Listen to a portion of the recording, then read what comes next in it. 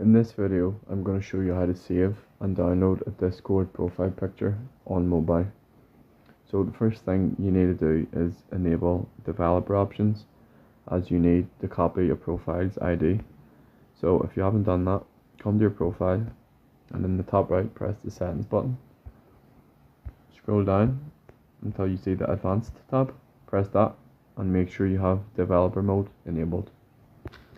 So once you've done that, you're ready to copy the ID. So come and find the profile picture that you'd like to download. So come onto that person's profile and then in the top right, press the three dots and then select copy user ID. So now you want to come to your web browser and open up toolscourt.com. Once you've done that, you simply paste the user ID and then fill in a CAPTCHA.